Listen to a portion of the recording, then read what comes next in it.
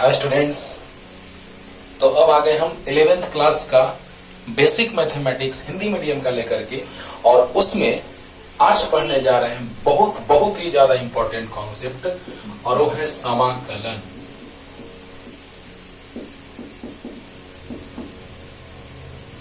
Integration, समाकलन आज पूरा क्लियर करने जा रहे हैं बाबू। एकदम इजी वे में, एकदम सबसे आसान तरीका से हम आपको सिखाने जा रहे हैं समाकलन। मैथमेटिक्स में 12th क्लास में बहुत ही ज्यादा डिटेल में पढ़ना इसको, लेकिन उन सारे चीज को हम शॉर्ट में कैसे पढ़ेंगे फिजिक्स के लिए, वो आज हम बताने जा रहे हैं।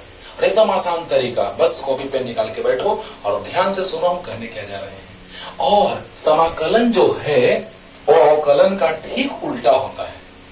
लेकिन आपको बताए थे कि फलन, जब फलन संतत हो तभी उसका अवकलन किया जाता है।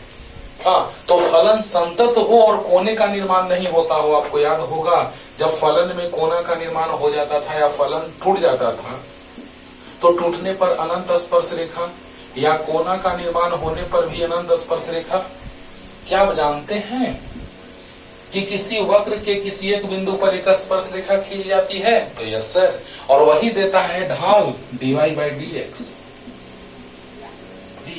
यानी इन दोनों फलनों का अवकलन संभव नहीं है, जो टूटा हुआ हो और जो जिसमें कोने का निर्माण होता हो, यानी जो संतत हो, उसके बारे में हम लोग बात करते हैं।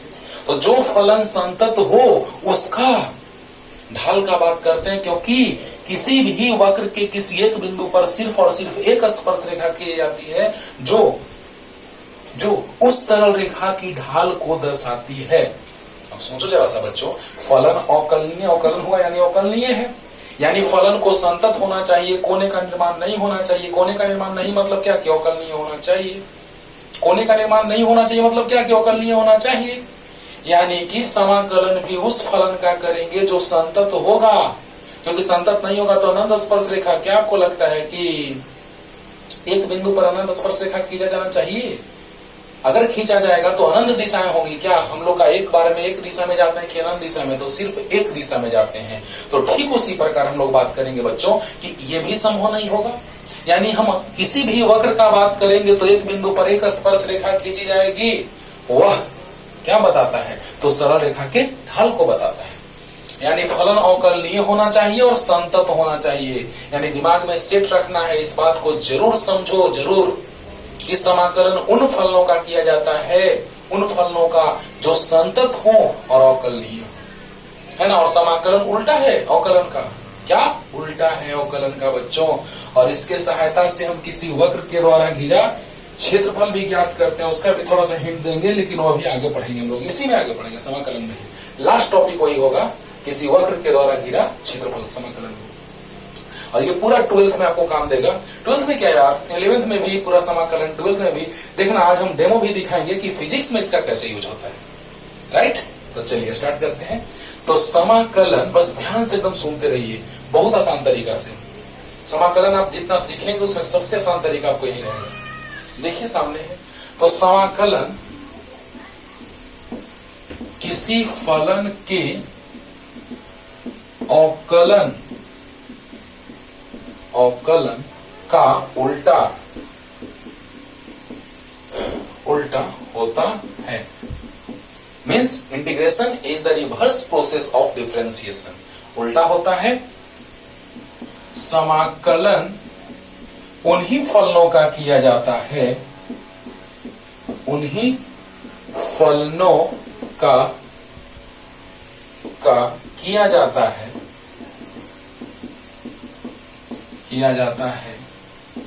जो संतत तथा अवकलनीय हो। इसका मतलब हम समझा दिए अभी बाबू, है ना। और समाकलन को सूचित कैसे करते हैं? तो समाकलन को ऐसे बाबू, ये इंटीग्रेशन है, इंग्लिश में इसको इंटीग्रेशन बोलते हैं। समाकलन का चिन्ह ये होता है ना।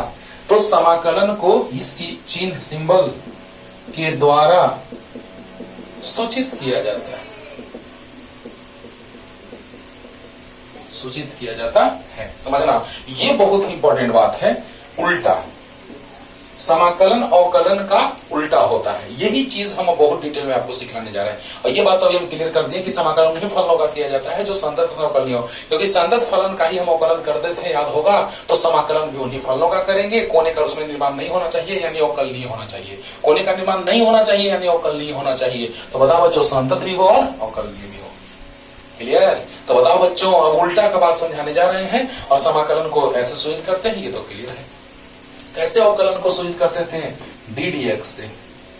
उसी तरह से समाकलन को, ये अवकलन को सूचित करते थे ऐसे और समाकलन को ऐसे, है ना। किसी फलन का समाकलन करेंगे तो y dx, ये हो गया dy by dx, ये हो गया अवकलन, और ये हो गया y dx समाकलन।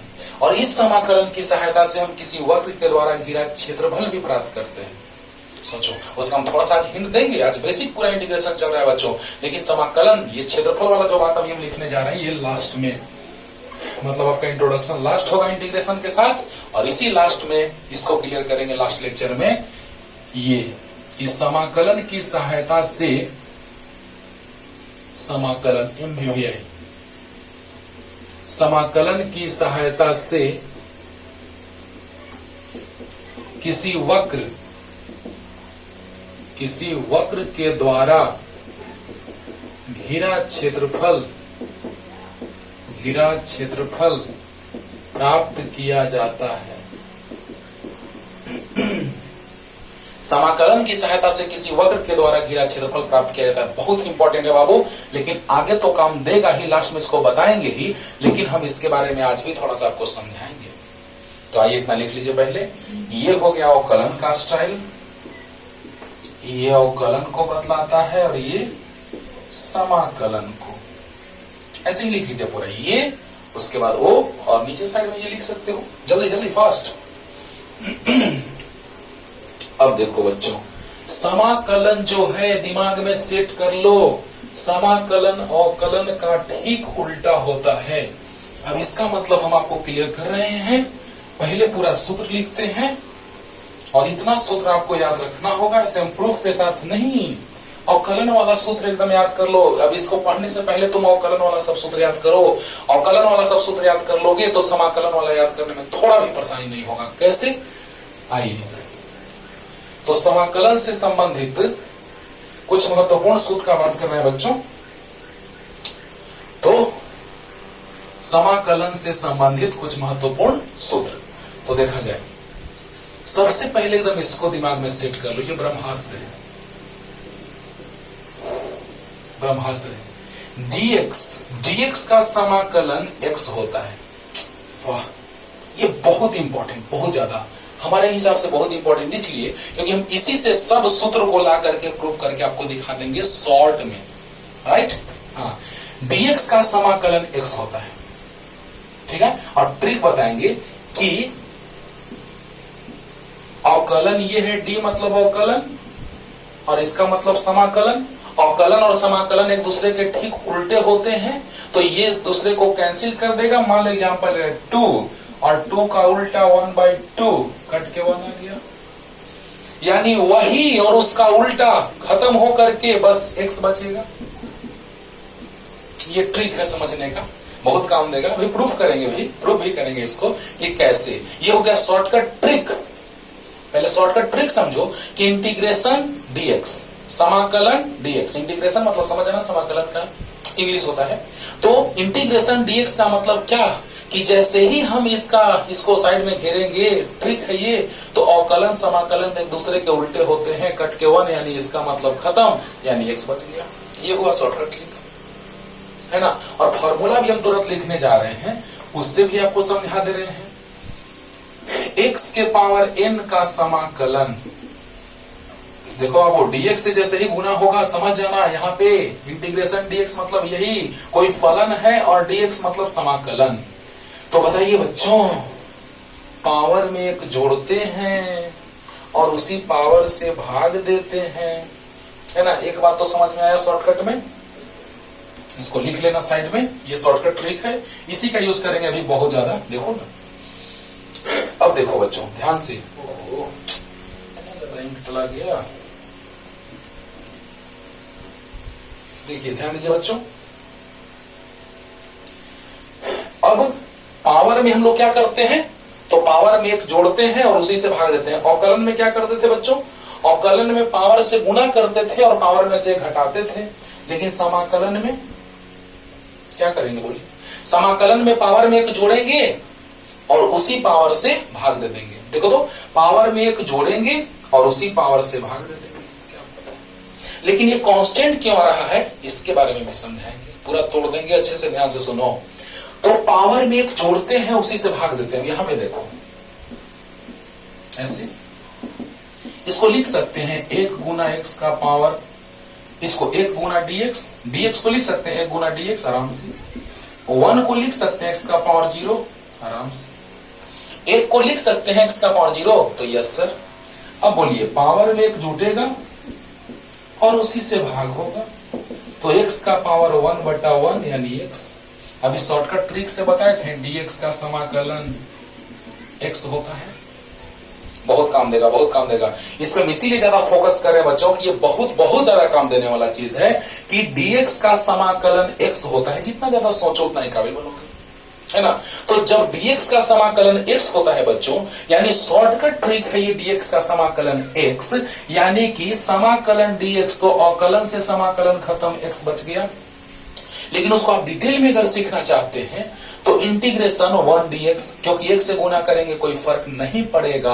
अब बताओ 1 को लिख सकते हैं x का पावर 0 इंटू dx, पावर में एक जोड़ेंगे उसी से भाग देंगे, x का पावर 1/1 यानी x आ गया।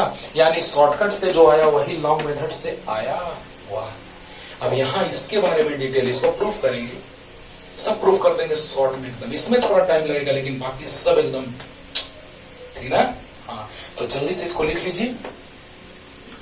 तो अगर समाकलन का बात करें, अवकलन में क्या करते थे, पावर से गुना पावर -1, लेकिन समाकलन में बोल दो अवकलन में जल्दी, अवकलन में पावर से गुना पावर -1, लेकिन समाकलन में पावर में एक जोड़ेंगे उसी से भाग देंगे। देखो जस्ट उल्टा है ना, वहां पावर में से घटाते थे, यहाँ पावर में जोड़ रहे हैं। वहां पावर से गुना करते थे, यहाँ पावर से भाग कर रहे हैं। है कि नहीं वही चीज, है ना, है। अब देखो बच्चों ध्यान से सुनना मेरा बात। नेक्स्ट ये कुछ महत्वपूर्ण सूत्र है समाकलन से संबंधित। और अगला है अगर सीमा दिया रहे तो क्या होगा, सीमा ध्यान देना। 2 तरह के समाकलन होते हैं, एक में लिमिट दिया रहेगा, सीमा दिया रहेगा, ये प्रारंभिक सीमा है, ये अंतिम सीमा है। ये लोअर लिमिट है जिसको हिंदी में कहते हैं प्रारंभिक सीमा, और ये है अपर लिमिट यानी अंतिम सीमा। समझना बच्चों। तो ये बात तो क्लियर है आपको। हाँ लिख लीजिए ना, अपर लिमिट और लोअर लिमिट लिख लीजिए, इसको मिटाते हैं जल्दी। चलिए तो बताओ बच्चों कि यहां पर हम लोग ये देख रहे हैं कि अब पावर में एक जोड़ते हैं उसी से भाग देते हैं। माइंड इट, 2 बात ध्यान में रखिएगा। पहले तो इसको प्रूफ करेंगे हम, इसको तो हम शॉर्टकट प्रूफ कर दिए। अगर ये अगर आप जान जाएंगे तो ये तो प्रूफ हम कर चुके हैं। और शॉर्टकट ट्रिक से ऐसे dx है तो x बहुत काम देगा, इसलिए हम इसको बार बार समझा रहे हैं बच्चों। अब देखो पावर में एक जोड़ेंगे और उसी से भाग देंगे, काम खत्म। तो पावर में हमने एक जोड़ दिया और उसी पावर से भाग दे दिया। पावर में हमने एक जोड़ा और उसी पावर से भाग दिया। अब देखो इसका मतलब क्या होता है, 2 तरह का सीमा, एक में लिमिट दिया रहेगा, एक में लिमिट नहीं दिया रहेगा। लिमिट नहीं दिया रहेगा फिजिक्स में उसका ज्यादा यूज नहीं है, फिजिक्स में ज्यादा यूज उसका है जिसमें लिमिट दिया रहेगा। लोअर लिमिट, अपर लिमिट, इसका भी मतलब अभी समझाएंगे हम, ठीक है ना। प्रूफ तो सब आसानी से हो जाएगा, लेकिन 2 बात हम क्लियर करेंगे, क्योंकि डायरेक्ट नहीं बाबू कि ऐसे रख दो ऐसे रख दो हो गया, नहीं। कांस्टेंट क्यों जोड़े हैं उसका भी कारण, अपर लिमिट लोअर लिमिट उसका भी कारण। तो जब लिमिट नहीं दिया रहेगा उसमें कांस्टेंट जोड़ देते हैं, और लिमिट जब दिया रहेगा उसमें कांस्टेंट नहीं जोड़ते हैं। कारण के साथ बतलाने जा रहे हैं बच्चों, बस ध्यान से सुनते रहिए आप लोग। पावर में एक जोड़ेंगे उसी से भाग देंगे, याद हो गया होगा। लोअर से अपर लिमिट तक लिमिट नहीं दिया रहता है तो उसको इनडिफिनिट इंटीग्रेशन बोलते हैं, और जिसमें लिमिट दिया रहता है उसको डिफिनिट, है ना। जिसमें लिमिट नहीं दिया रहता है उसको इनडिफिनिट, और जिसमें लिमिट दिया रहता है उसको डिफिनिट इंटीग्रेशन। अब सोचो, उससे मतलब नहीं है, बस समझना कि लिमिट दिया हुआ है तो कैसे मान रखते हैं। ये देखो तो यहाँ पे पहले अपर लिमिट रखेंगे। कौन बदल रहा है, कौन बदल रहा है, एक्स। तो यहां पर एक्स अपर लिमिट और माइनस हो जाता है बच्चों लोअर लिमिट, यानी a का पावर n+1 बटा में n+1। बस अभी सिर्फ फॉर्मूला लिख रहे हैं, समझा के पूरा प्रूफ करने जा रहे हैं। टेंशन नहीं लेने का, पूरा प्रूफ करेंगे अच्छे से, एकदम ध्यान से बस सुनते रहो।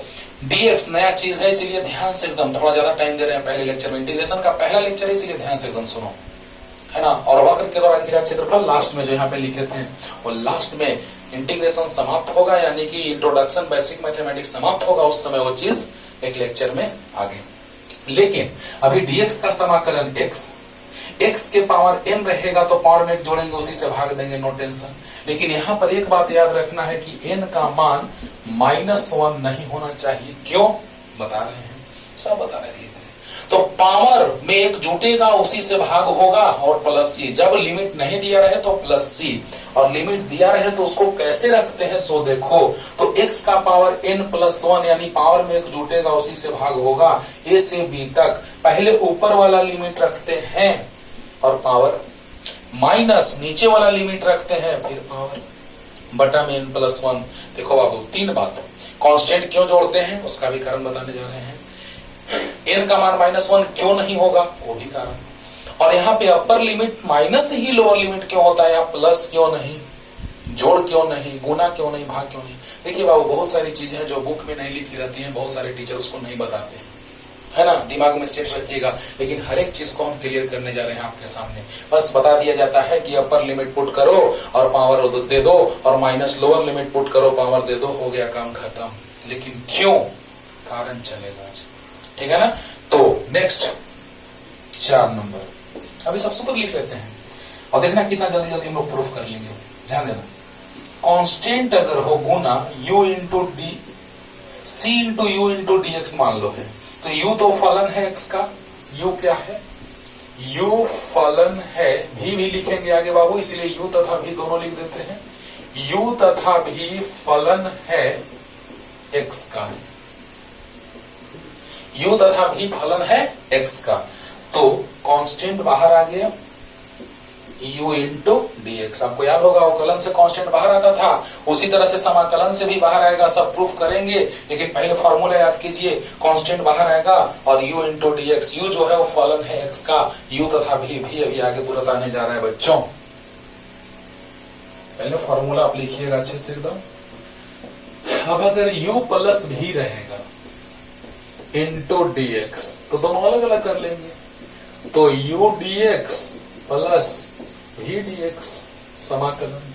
अरे गति चैप्टर में विराम और गति में बहुत बहुत काम देगा ये समाकलन, बहुत ज्यादा, है ना। उसका एप्लीकेशन आज हम समझाएंगे, लास्ट में आपको बताते हैं कि जो भी चीज बेसिक मैथमेटिक्स चलता है उसका लास्ट में फिजिक्स का हम एग्जाम्पल लेके बताते हैं आपको, है ना। तो देखा जाए u dx का समाकलन प्लस भी dx का समाकलन, और 6 नंबर यहाँ पे माइनस हो जाएगा, तो माइनस में अलग हो जाएगा u dx माइनस भी dx। अरे बोलो बोलो, नहीं दिख रहा बच्चों, यहाँ dx है, तो u इंटू dx माइनस भी इंटू dx, दोनों को अलग अलग, राइट। नेक्स्ट, अब u इंटू भी और u बाई भी वाला क्यों नहीं लिख रहे हैं, क्योंकि वैसा हम लोग क्वेश्चन बनाएंगे और आगे पार्ट लेके चलेंगे, प्रतिस्थापन विधि, है ना, इंटीग्रेशन बाय सब्स्टिट्यूशन और इंटीग्रेशन बाय पार्ट्स, अलग अलग करके उसका सूत्र बताएंगे, है ना।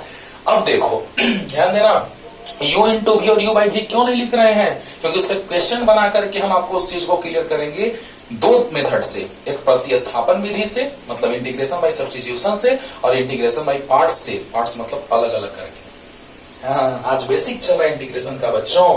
तो अब देखिए नेक्स्ट, समाकलन साइन एक्स का समाकलन यानी साइन एक्स डीएक्स। तो साइन एक्स का अवकलन होता था कॉस एक्स, लेकिन साइन एक्स का समाकलन हो जाएगा माइनस कॉस एक्स। अगर अवकलन याद है तो समाकलन हम आसानी से याद करवा देंगे। तुम अवकलन वाला फॉर्मूला देख करके तब समाकलन देखना, तुम्हारे लिए बहुत अच्छा रहेगा।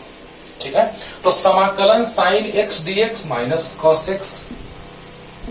कॉस एक्स का समाकलन, तो cos x dx अगर हम लोग बात कर रहे हैं तो cos x का अवकलन होता था माइनस साइन एक्स, लेकिन समाकलन हो जाएगा plus sine x. Right, next. अरे सब प्रूफ करें, एकदम आसानी से प्रूफ हो जाएगा, टेंशन नहीं लेने का। अब देखो tan x का होता था sec square x, tan x का अवकलन sec स्क्वायर एक्स, तो sec स्क्वायर एक्स का समाकलन tan x। क्या बात है। और cot x का होता था माइनस cosec स्क्वायर एक्स, तो cosec स्क्वायर एक्स का हो जाएगा समाकलन माइनस cot x। क्या बात है, क्या बात है। sin x का अवकलन cos x, लेकिन समाकलन minus cos x। cos x का अवकलन माइनस sin x, लेकिन समाकलन plus sin x। tan x का sec square x, tan x का अवकलन sec स्क्वायर एक्स, तो sec स्क्वायर एक्स का समाकलन tan x। cosec square x, तो cot x का आता था माइनस cosec स्क्वायर एक्स, तो cosec स्क्वायर एक्स का समाकलन माइनस cot x। उसी से सब ला देंगे, रटना नहीं है, सब याद करवा देंगे अभी तुरंत, आज के लेक्चर में याद करवा देंगे। तो जल्दी से लिखिए पहले इतना ये बात क्लियर करना है, कांस्टेंट वाला और -1 क्यों नहीं होगा, अपर लिमिट माइनस ही लोअर लिमिट क्यों होता है, सब क्लियर करेंगे। जल्दी लिखो, लेकिन फॉर्मूला याद करना है। यू और भी फलन है x के, ये बात तो क्लियर है आपको। और dx का समाकलन आपको समझ में आ गया है, दो तरह से समझा दिए कि अवकलन समाकलन एक दूसरे के उल्टे होते हैं, इसीलिए अवकलन से समाकलन खत्म, तो dx का समाकलन x। अब यहां देखिए sec x का अगर हम लोग बात करें 11 नंबर, तो sec x का अवकलन होता था sec x into tan x, तो sec x into tan x का समाकलन हो जाएगा sec x। और cosec x का अवकलन होता था minus cosec x into cot x, तो cosec x into cot x का समाकलन हो जाएगा माइनस cosec x। ओके, और 12 नंबर के बाद 13 dx बाई x होता है log x to the base e। बता रहे, सब बता रहे। और e के पावर x का होता है e का पावर x। सेम अवकलन भी वही होता था, समाकलन भी वही होगा। अब देखो बाबू, इतना सारा फॉर्मूला तो तुम याद कर लो, लेकिन हम बोलेंगे कि रटो मत, हम ऐसा तरीका से लाने जा रहे हैं कि आसानी से सब प्रूफ हो जाएगा, है ना, आसानी से प्रूफ हो जाएगा सब। तो पहले आसानी से प्रूफ करने वाला ही चलते हैं, लेकर के एकदम नीचे से ही लेकर चल देते हैं, एकदम तुरंत प्रूफ हो जाएगा। चलो जल्दी जल्दी लिख लो, हम तुरंत प्रूफ करते जाते हैं आसानी से एकदम। चलो ध्यान दो बच्चों, आओ स्टार्ट करते हैं। याद करो, अभी तुरंत बताएं, ये बात एकदम याद रखना। dx का समाकलन तो ट्रिक बताए हैं, x होता है, ट्रिक बता दिए ना। अरे वाह, तो चलो इस पे चलते हैं जल्दी से जल्दी से। ये तो याद है आपको, अरे याद है ना, हाँ। तो चलो बच्चों अब प्रूफ की ओर चलते हैं। देखो कितना आसानी से बता दे रहे हैं, ध्यान देना। e का पावर x का अवकलन होता है e का पावर x ही, याद है ना अवकलन। अरे वाह, तो डी का पावर x, तो e का पावर x dx, बहुत अच्छा। अरे बोलो बोलो, अवकलन e के पावर x का अवकलन d dx ऑफ e का पावर x बराबर e का पावर x, याद है ना, याद रखना होगा अवकलन का सूत्र बाबू। तो अब dx इधर गुना कर दिए, अब दोनों तरफ समाकलन का चिन्ह ले लो, बोलो बोलो। अब देखो ये अगर अवकलन समाकलन यहां नहीं हटा देना है, यहां अवकलन समाकलन एक जगह है और नीचे में कुछ है भी नहीं है, तो बताओ बच्चों, बस सिर्फ ये रहे बगल में तो हट जाएगा, क्योंकि अवकलन समाकलन एक दूसरे के व्युत्क्रम होते हैं। dx का समाकलन अभी हम तुरंत समझाए हैं तुमको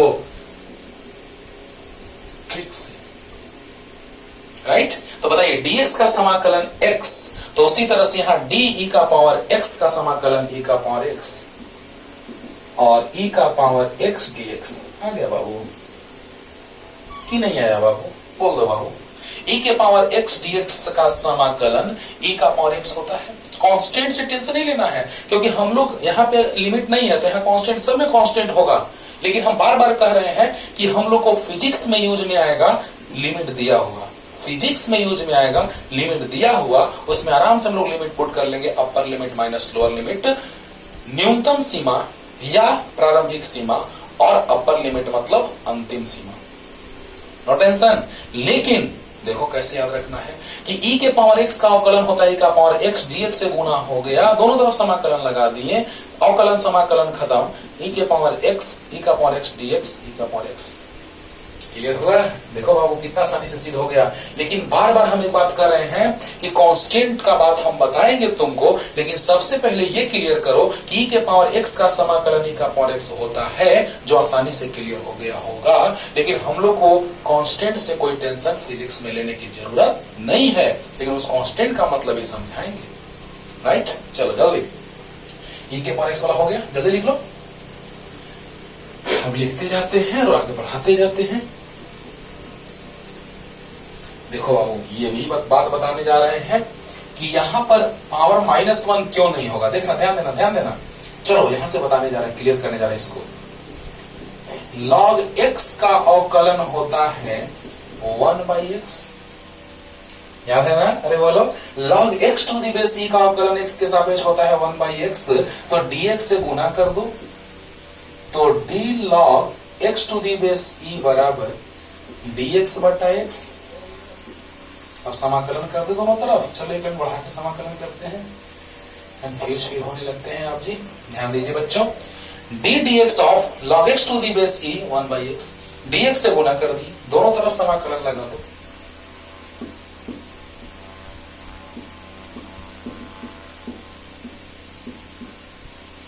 राइट राइट। अब देखिए यहां ध्यान देना है, सिर्फ अकेला रहना चाहिए सिर्फ, तभी हम उसको हटाएंगे। यहाँ देखो तो यहाँ dx/x है, क्या इसको हटाएंगे? नहीं नहीं, पता चलेगा कि अच्छा चलो मान लो कि तुम ऐसे करना चाहोगे, तो log x आ जाएगा, यहाँ d से इंटीग्रेशन खत्म, x कट के 1 आ जाएगा। गलत हो जाएगा बाबू, log x to the base e बराबर 1 होता है। नहीं, अरे देखो चलो मान लो गलती करने चले, मान लो तुम गलती करने चला ऐसे, तो ये हटा दो, x कट गया, 1 आ गया, तो बताइए 1 आ गया तो 1 होगा इसके बराबर, log x to the base e के बराबर नहीं। अरे वाह, क्या बात है ना? अब बताओ, d log x to the base e इंटीग्रेशन, तो अवकलन समाकलन से हट गया, तो log x to the base e बराबर dx/x। यानी यहां से क्या सीखने को मिला कि dx/x जो हुआ बच्चों, वो हो गया log x to the base e। देखो ना, अभी खेल खेलेंगे, बहुत बढ़िया खेल। बताओ बच्चों, यहां से अवकलन समाकलन हट गया, तो log x to the base e बच गया, तो dx/x का समाकलन log x to the base e होता है कि नहीं होता है? होता है। अब देखो बच्चों, यहां से dx/x का समाकलन log x हम लोग सीख लिए, जल्दी से पहले उतार लो, और इसी में एक बात क्लियर और करने जा रहे हैं, जल्दी जल्दी। अब देखो, अगर ऐसा होता है, अभी हम तुरंत बताए हैं, x के पावर n वाला में n का मान -1 नहीं होना चाहिए, नहीं होना चाहिए, तो n का मान -1 रख के देखो, गलत कर रहे हैं, है नहीं होना चाहिए, लेकिन हम रख के देख रहे हैं।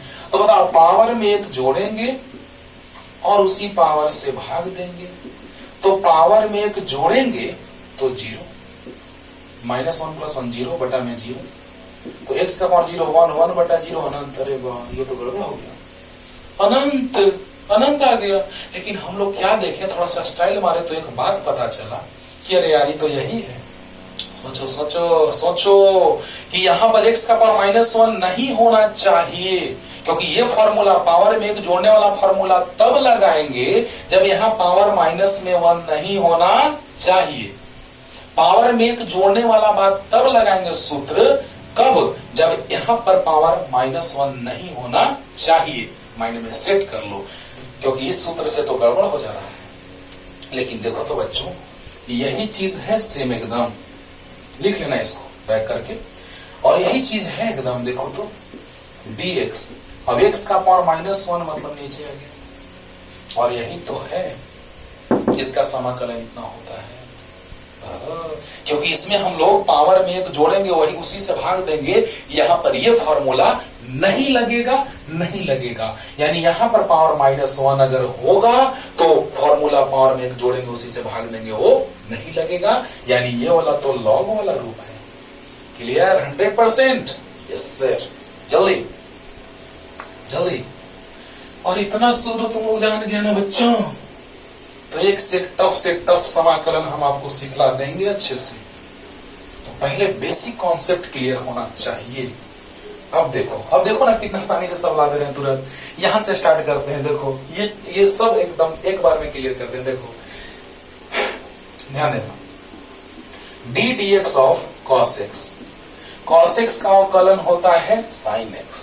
देख रहा है ना, ये ब्रह्मास्त्र का काम कर रहा है ना बच्चों, कर रहा है ना। तो बताओ D dx of cos x का अवकलन ओ माइनस साइन एक्स होता है। चलो ना साइन एक्स से लेके चलते हैं, क्योंकि cos x का माइनस साइन एक्स होता है बच्चों, और sin x का cos x होता है अवकलन। ध्यान देना, यहां गड़बड़ होगा तो फिर वहां भी गड़बड़ हो जाएगा। cos x लिखे थे तो cos x का अवकलन माइनस साइन एक्स होता है, और sin x का अवकलन cos x होता है, याद होगा। अब देखो sin x का अवकलन cos x होता है, तो देखा जाए तो cos x dx, दोनों तरफ समाकलन लगा दें। अरे वाह, अरे वाह, देखो अवकलन से समाकलन ला दे रहे ना बच्चों। sin x का अवकलन x के सापेक्ष cos x होता है कि नहीं होता है? होता है। तो बताइए d sin x का इंटीग्रेशन, तो इंटीग्रेशन cos x dx। तो बताइए यहां से, अरे वाह सर वाह, क्या बात है सर। तो sin x आ गया, तो cos x dx आ गया। अरे गजब, आपको मैंने पहले भी कहीं देखा है, देखे होंगे। देखिए बताओ बच्चों, sin x का अवकलन होता है प्लस cos x, यानी cos x। तो sin x का अवकलन जब cos x होता है तो dx को हम इधर लेके चले गए, तो d sin x, तो cos x dx। अरे बोलो, तो बताओ बच्चों कि d sin x, तो d से इंटीग्रेशन खत्म हो गया, तो sin x बच गया, cos x dx इंटीग्रेशन, यानी ये सूत्र आ गया। जल्दी उतारो, उसी तरह से सब हो जाएगा। और देखो ना, देखो जल्दी। और इसमें तो जाके नहीं है बाबू, प्लस में है तो प्लस में अलग, माइनस में तो माइनस में अलग, no tension. u into v u by v वाला भी बनाएंगे, टेंशन नहीं लेना है। समाकलन जैसे ही आज स्टार्ट किए हैं, लास्ट करेंगे तो कहना, अगर उस पर नहीं बताएंगे तब कहना कि सर ये आप तो बताए ही नहीं, क्योंकि हम छोड़ेंगे ही नहीं उस चीज को, है ना। अब बताओ बच्चों, ये आ गया। अब देखिए cos x का अवकलन होता है minus sine x, cos x का अवकलन होता है माइनस साइन एक्स। तो बताइए बच्चों, d cos x बराबर हो जाएगा माइनस साइन एक्स dx। दोनों तरफ समाकलन लगा दो। यहां इसको पहचान रहे हो? Yes sir. तो अवकलन समाकलन खत्म, क्योंकि उल्टा होता है। शुरू में बताए हैं, माइनस बाहर ले लो, साइन एक्स dx, माइनस से इधर गुना कर दो, या दोनों तरफ माइनस से गुना कर दो, आ जाएगा। तो minus cos x sine x dx।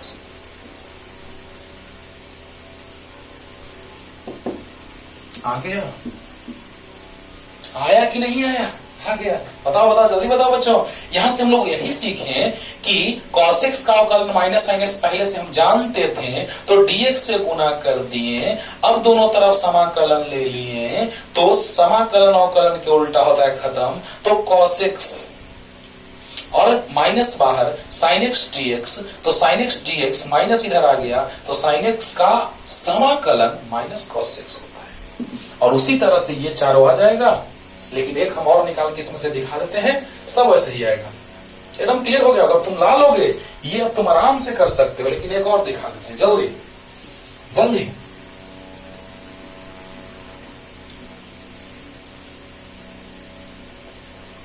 Okay, अब tan x का sec स्क्वायर x होता है, तो sec स्क्वायर x का tan x होगा।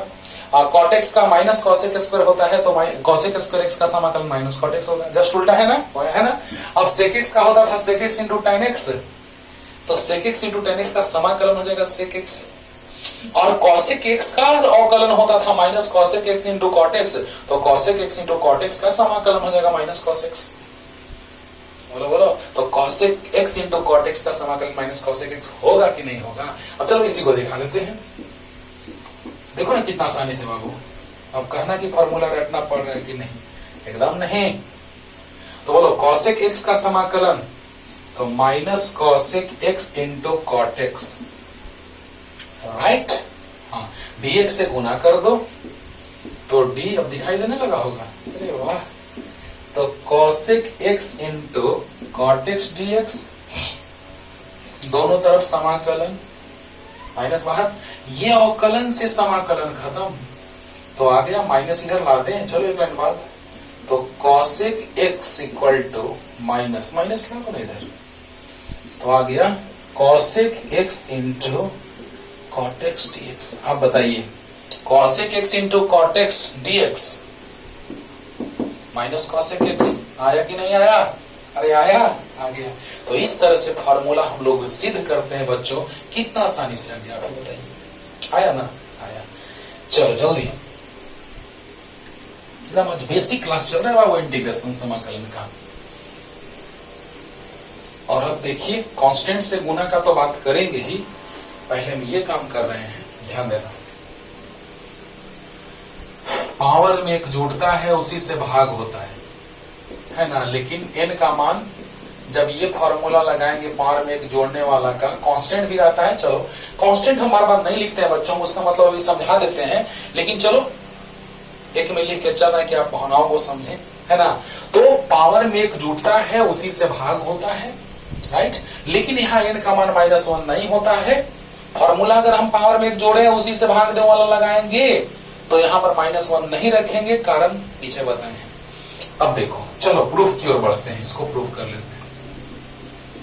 कांस्टेंट को भी छोड़ के, कांस्टेंट भी समझाते हैं थोड़ा देर में, सब धीरे धीरे बता रहे हैं ना बाबू, देख रहे हैं ना, सब धीरे धीरे बता रहे हैं। हाँ तो देखो प्रूफ, जल्दी बताओ। एक्स स्क्वायर का अवकलन 2x होता है ना।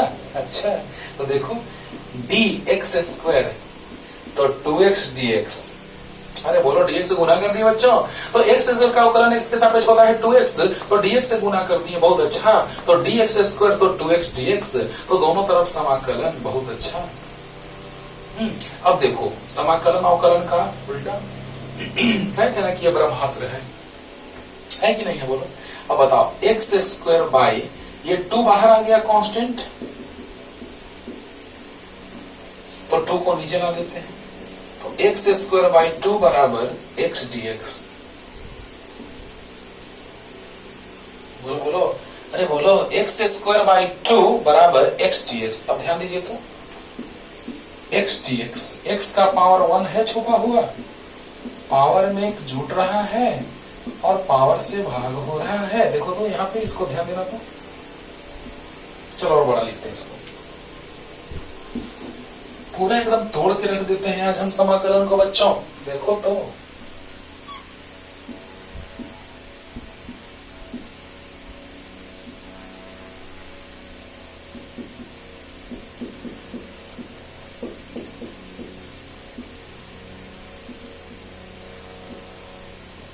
बच्चों, ऐसा लग रहा है हम लोगों को कि यहाँ पावर तो 1 छुपा रहता है, ये तो पता है सबको। अरे बोलो बोलो जल्दी बोलो, फिर से चलते हैं ऊपर से, ध्यान देना एक बार। dx स्क्वायर dx, ओके, तो बताइए बराबर है 2x, ये भी सही है। तो अब बताओ, ध्यान देना बच्चों, कि जब पावर का बात करेंगे तो पावर से गुना होता है, पावर में से घटता है, तो dx स्क्वायर का समाकलन तो क्या होगा, यहां से ध्यान दीजिएगा। अगर हम dx से गुना कर दिए तो यहां आ गया, तो dx स्क्वायर अवकलन से समाकलन खत्म, x स्क्वायर बच गया, तो 2x dx 2 बाहर आ गया, 2 नीचे आ गया। ऐसा लग रहा है कि यहाँ पे पावर 1 छुपा रहता है, ये तो पता है। तो लग रहा है कि पावर में एक जुटा होगा, पावर से भाग हुआ होगा, क्योंकि हम इसको लिख सकते हैं x स्क्वायर को लिख सकते हैं x के पावर 1 + 1 बटा 1 + 1, एक और एग्जांपल लेंगे तो और क्लियर होगा। बोलो बोलो। तो बताओ बच्चों कि यहां से हम लोग को यही पता चल रहा है कि पावर में एक जुट रहा है, पावर में एक जुट रहा है और उसी से भाग हो रहा है। क्लियर? तो जल्दी इसको लिखो ना, जल्दी जल्दी। एक और फॉर्मेट तैयार कर देंगे, बस सामने आ जाएगा। राइट, जल्दी। अब देखिए, अब हम एक्स क्यू का थोड़ा देख लेते हैं। देखो तो एक्स क्यू का अवकलन करो तो जरा सा। क्या यार,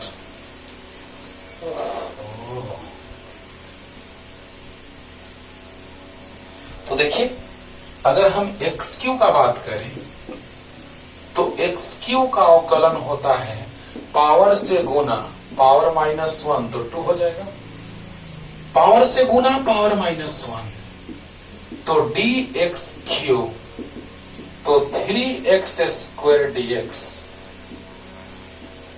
समाकलन लगा दी। तो बताओ अवकलन समाकलन एक दूसरे के उल्टा। और बताओ x³ कांस्टेंट बाहर आ जाएगा तो नीचे आ जाएगा, और इधर गुना में तो इधर भाग में, तो x² dx। तो बताइए बच्चों x² dx तो पावर में एक जोड़ेंगे और उसी से भाग देंगे। सही है? अरे बोलो, लग रहा है कि पावर में एक जुड़ रहा है। देखो 3 को लिख सकते हैं 2 + 1, 3 को लिख सकते हैं 2 + 1। अरे बोलो बोलो। तो बताओ बच्चों कि लग रहा है हम लोगों को कि पावर में एक जुटा होगा उसी से भाग हुआ होगा कि नहीं हुआ होगा? तो पावर में एक जुटा होगा उसी से भाग हुआ होगा। बहुत अच्छा।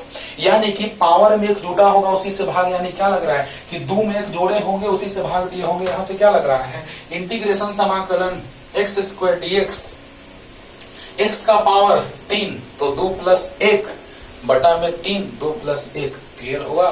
तो बताइए लग रहा है कि ना कि पावर में एक जुटा होगा और उसी से भाग हुआ होगा। अब इसी प्रकार हम लिख सकते हैं,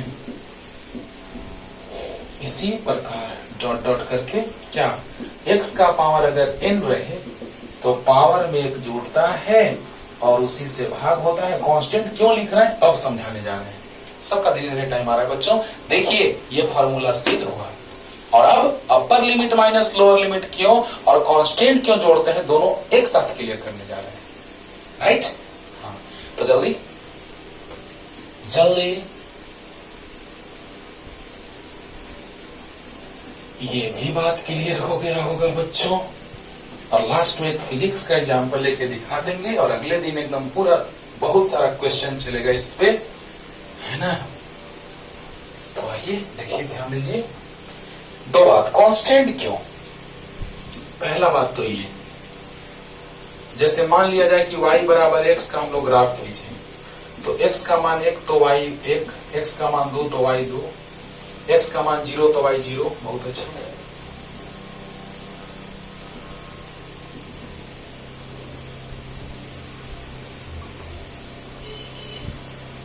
बहुत अच्छा, ध्यान दीजिएगा बच्चों। यहां पर बिंदु 1 है, यहां 2 है, y x 0। ध्यान देना।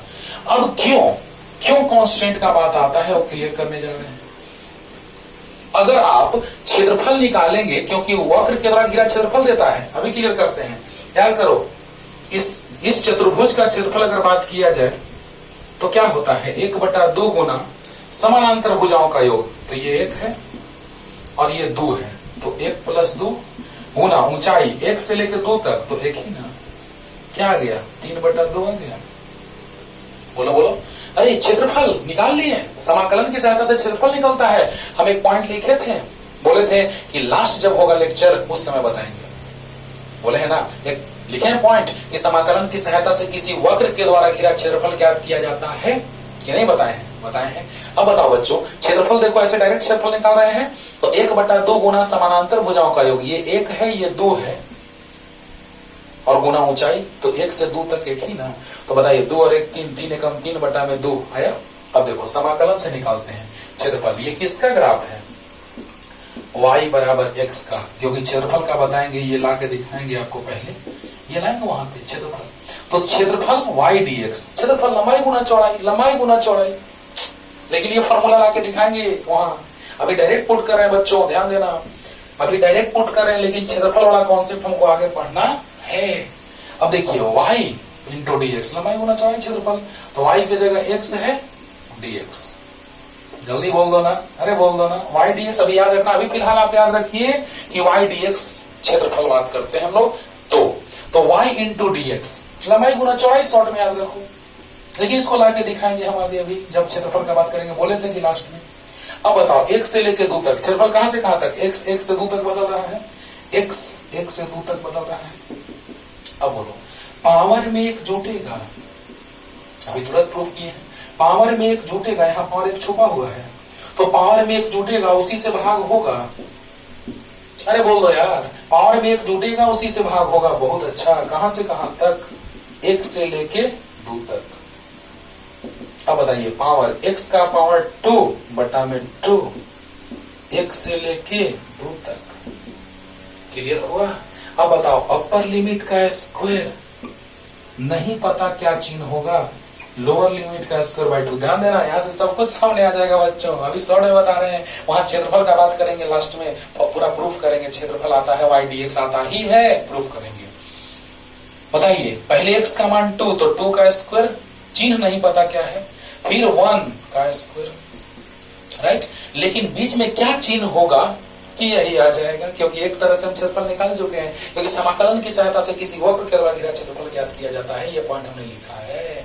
तो बताओ बच्चों कि यहाँ पर प्लस करेंगे अगर, तो 4 और 1 5 बटा 2 आ जाएगा, 3 बटा 2 है। गुना करेंगे तो 4 एकम 4 बटा 2 2 आ जाएगा। भाग करेंगे तो 4 बटा 1 4, 4 बटा 2 2 आ जाएगा। माइनस करेंगे तो ही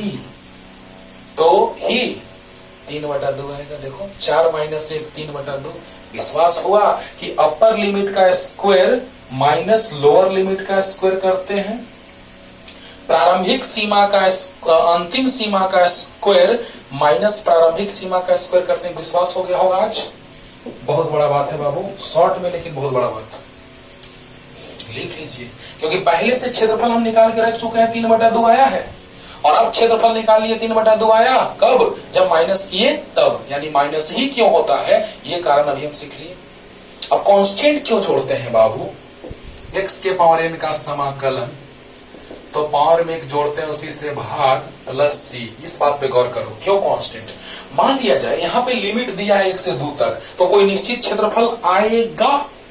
अगर यहाँ सीमा दिया है तो कोई निश्चित क्षेत्रफल आएगा, राइट।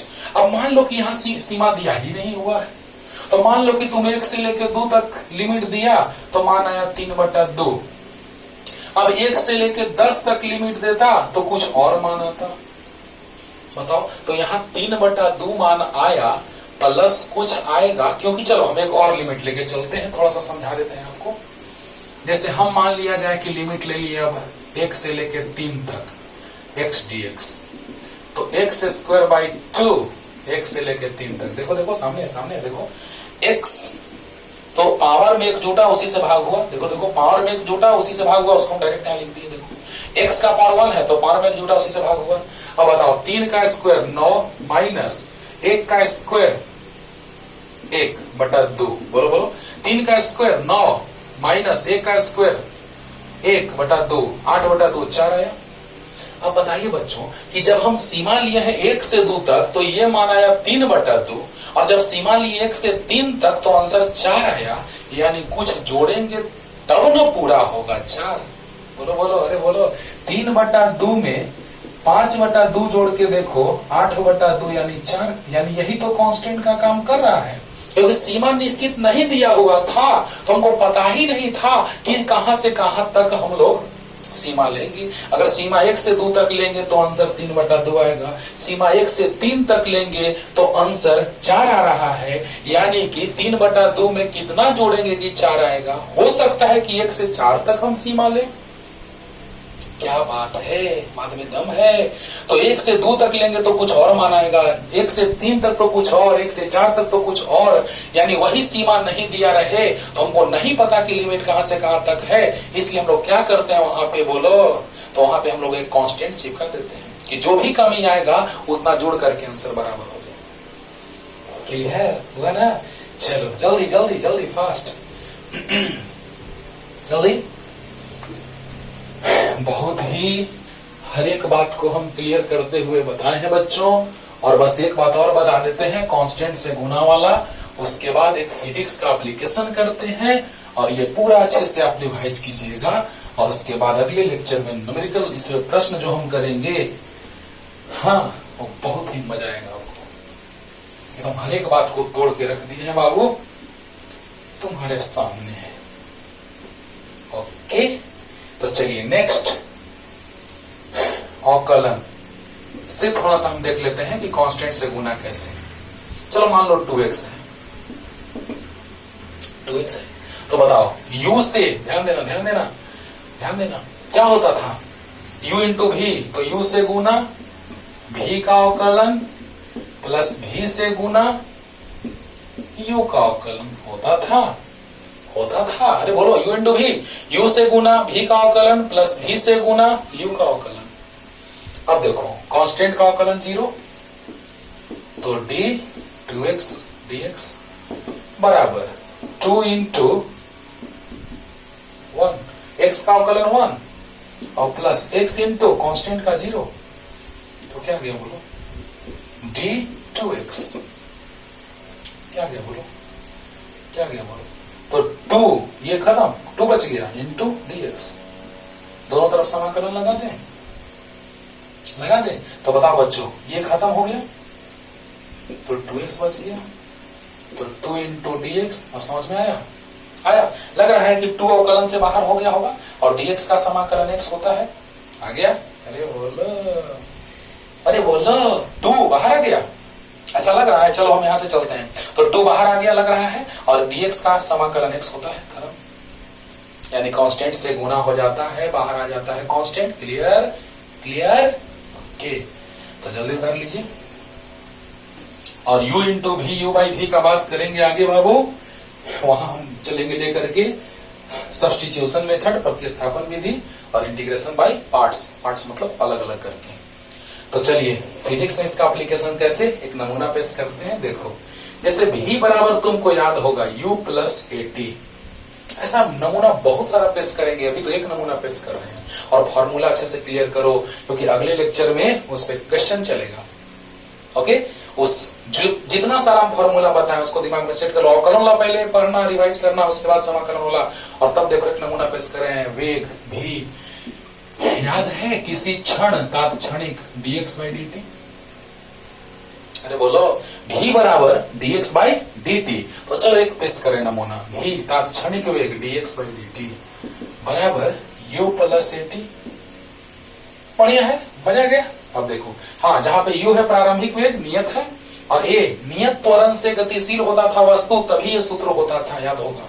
ये सूत्र कब होता था? जब वस्तु नियत त्वरण से गतिशील होता था और प्रारंभिक वेग तो नियत। तो dx बाई dt बराबर u प्लस at, तो dx बराबर u plus at into dt। अरे बोलो dx, अब दोनों तरफ समाकलन कर दो, तो प्लस में तो अलग अलग u dt plus at dt। मजा आएगा देखना ना लास्ट में। तो बताइए बच्चों, अगर वस्तु का अगर हम बात करें तो प्रारंभ में समय 0, समय 0 तो स्थिति 0, और समय t, क्योंकि इधर t बदल रहा है, क्योंकि u नियत है a नियत है, तो यहाँ t बदल रहा है, तो 0 से t, बोलो, और यहाँ स्थिति बदल रहा है तो 0 से s। याद है विस्थापन को s से सूचित करते थे, x से भी, s से भी। अरे बोलो ध्यान से फिजिक्स में कैसे एप्लीकेशन होता है, एक नमूना पेश कर दी। तो v बराबर u प्लस at पता है तुमको, तो बताइए dx by dt u plus at, तो dx बराबर u plus at into dt। बहुत अच्छा, dx 0 से लेके s तक, प्रारंभिक समय 0 तो विस्थापन 0, समय 0 पे हम चलना स्टार्ट करने ही वाले हैं, यानी वहीं पे है तो स्थिति 0, और समय t तो स्थिति s। अब याद करो dx का समाकलन x बहुत बार रिपीट किए हैं, 0 से लेके s तक बराबर u कांस्टेंट बाहर आ जाएगा, अभी सिखाएं, और dt का समाकलन t। जल्दी बोल दो ना, अरे dt का समाकलन t होगा। चलो एक लाइन और बढ़ाते हैं, dt 0 से लेके t तक प्लस ए बाहर आ गया टी डी टी 0 से टी तक। तो डी टी यू बाहर आ गया डी टी 0 से टी तक प्लस ए बाहर आ गया टी डी टी। अरे बोलो, सामने है, अरे बोलो ना।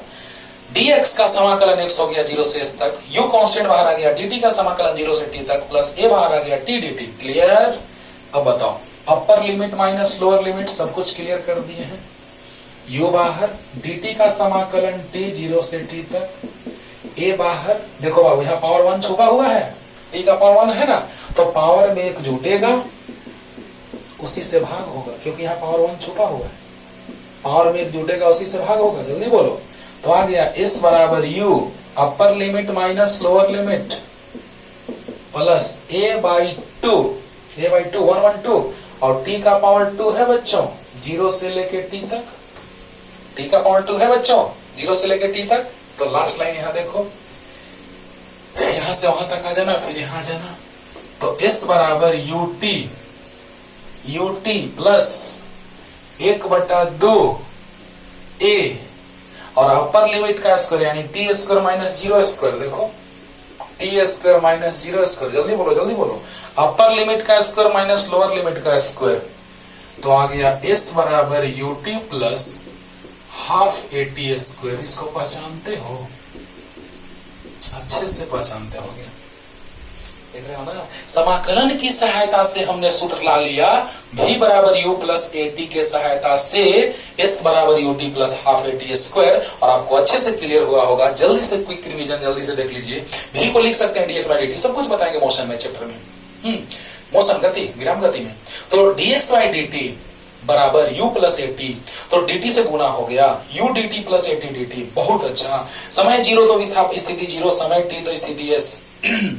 dx का x 0 से s तक, u dt का t 0 से t तक, a t का पावर 1 है, पावर में जुड़ेगा उसी से भाग होगा 0 से t तक, s u upper limit minus lower limit, a by 2 upper limit t square, तो अपर लिमिट का स्क्वायर माइनस लोअर लिमिट का square, t square minus 0 square, s बराबर u t प्लस हाफ ए स्क्वायर आ गया। तो इस तरह से समाकलन का फिजिक्स में यूज होता है। ऐसे ऐसे बहुत सारे यूज हैं जो अगले दिन क्वेश्चन लेके आएंगे, और स्टार्टिंग में मैथ का क्वेश्चन करेंगे और उसके बाद फिजिक्स का क्वेश्चन करेंगे। ओके, पढ़ते रहिए अच्छे से। क्लियर हो गया होगा? तब तक